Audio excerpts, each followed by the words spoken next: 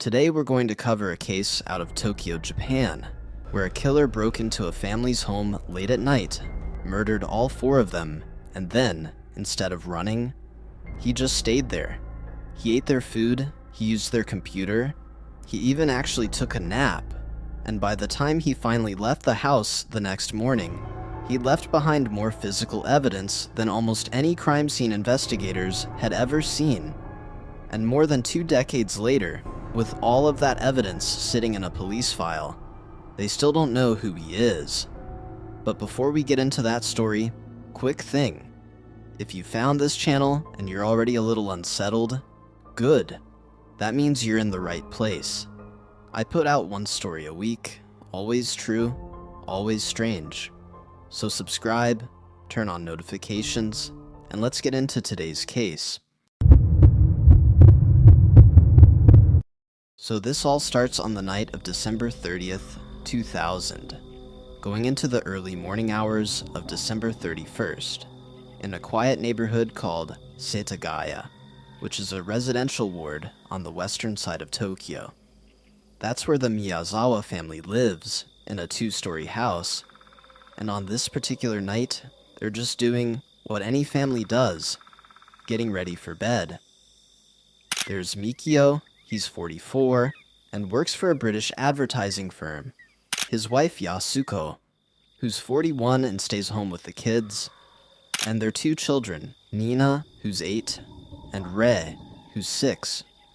By all accounts, they're a normal, well-liked family, the kind of neighbors people actually enjoy having around, and there's nothing in their lives to suggest anyone would want to hurt them, which is part of what makes what happens next so hard to make sense of. Sometime after 11 p.m. that night, somebody breaks into their house. Investigators would later piece together exactly how he did it. That he climbed a fence and then an air conditioning unit to reach a second-floor bathroom window near a park that backed up to the property, and slipped in that way. And once he's inside, he goes straight for 6-year-old Rei's bedroom first. Based on the evidence, it looks like Rei is killed almost immediately, like he was strangled, because there was no knife involved at all, which suggests the killer wanted to keep things quiet at that point. But it doesn't stay quiet for long, because the working theory is that Mikio hears some kind of disturbance and runs upstairs toward his son's room, and that's exactly when the killer turns on him. Mikio gets stabbed multiple times with a knife the intruder brought with him, and at some point during that struggle, the tip of the blade actually snaps off and ends up lodged in his skull. It's Yasuko's mother who finds her son-in-law the next morning, slumped at the bottom of the staircase near the front door. From there, the killer goes after Yasuko and Nina as well, using that same broken knife until it's basically unusable, and then grabbing a second knife straight out of the family's own kitchen to finish what he started. So that's 4 people, killed within a fairly short window. But here's where this case really starts to separate itself from almost anything else out there, because the killer doesn't leave the apartment immediately. He stays in that house for hours. Investigators believe he's still inside the house past 1 a.m., because he actually logs onto the family's computer and gets online around 1:18 a.m. At some point, he goes into the kitchen and eats 4 small containers of ice cream and drinks several bottles of barley tea. There's evidence he may have even taken a nap on the sofa, and then he uses their bathroom, and this is the detail that always gets people: he doesn't flush, which means investigators are later able to tell exactly what he'd eaten earlier that day. He ate sesame seeds and string beans, which are pretty ordinary cheap foods in Japan. Before he's done, he rifles through the house and dumps some of the family's belongings and paperwork into the bathtub, and at some point, before finally leaving the next morning, he even changes clothes, taking some of Mikio's clothing with him, almost certainly because what he'd been wearing was covered in blood. So you'd think, with somebody spending that many hours inside a crime scene, eating, showering, and using electronics, this case should have been solved almost immediately. And when police finally do get there later that morning, after Yasuko's mother, who lives right next door, goes over to check on them and finds the bodies around 10:40 a.m., it does seem that way at first, because the amount of physical evidence left behind is honestly staggering. There's the killer's own blood, since it turns out he'd injured himself pretty badly during the attack, and actually used the family's first aid supplies to try to stop the bleeding. There are fingerprints all over the house, and saliva left on the ice cream containers and a glass. There are fibers, a hip bag he left behind, clothing, and even shoe prints that investigators are able to trace to a specific brand of British sneaker, one where only about 10 pairs had ever been sold in all of Tokyo.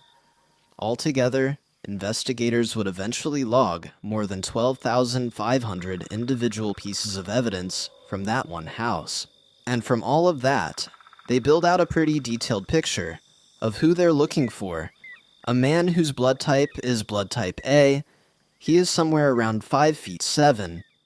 Years later, when DNA technology catches up, they find something even stranger buried in that evidence, that his DNA points to mixed ancestry, his mother's side tracing to European or possibly Caucasus region heritage, and his father's side East Asian, which is where this case gets almost impossible to believe.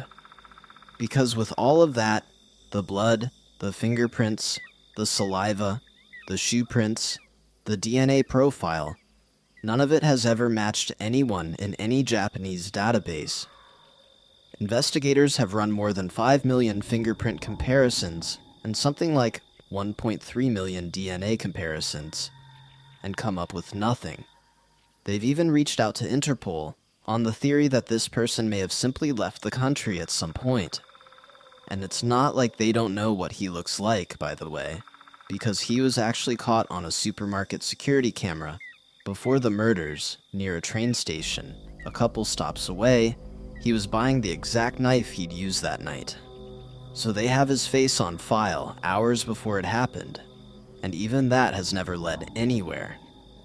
As for why he did it, investigators have really only ever narrowed it down to 3 possibilities: money, some kind of personal grudge, or something they simply haven't identified yet. The money angle is the one that trips a lot of people up, though, because whoever did this only took about 150,000 yen from the house, somewhere around $1,500. And for a lot of people looking at this case, that just doesn't add up as a reason to murder 4 people. Investigators will tell you it's happened before, though. People have killed for a lot less. This case actually ended up changing Japanese law altogether. Up until this point, Japan had a statute of limitations on murder, meaning if enough years passed without an arrest, the killer legally couldn't be charged anymore, even if they eventually confessed. The Setagaya case became one of the biggest arguments for getting rid of that rule entirely, and Japan finally did away with it in 2010. So whoever did this, whenever they're caught, if they're ever caught, they can still be prosecuted, no matter how much time has passed. And so today, more than 2 decades later, the case is technically still open, even though authorities have said the active investigation slowed considerably by 2009. There's still a reward on the table, a huge sum of 20 million yen, somewhere north of $150,000, which is the largest reward in Japanese history ever offered for information in a case like this. The Miyazawa family's house is still standing in that same neighborhood too, slowly falling apart, but relatives have fought to keep it from being torn down, because as long as it's still there, it's technically still an active crime scene. So somewhere out there right now is a man who broke into a family's home one night in December, killed all 4 of them, and then made himself completely at home for the rest of the night before walking out the door like nothing had happened. And more than 20 years later, with his blood, his fingerprints, his saliva, and even his DNA sitting in a police file somewhere in Tokyo, nobody has ever been able to put a name to him. And that's this week's story. Always true, always strange. I'll see you next week.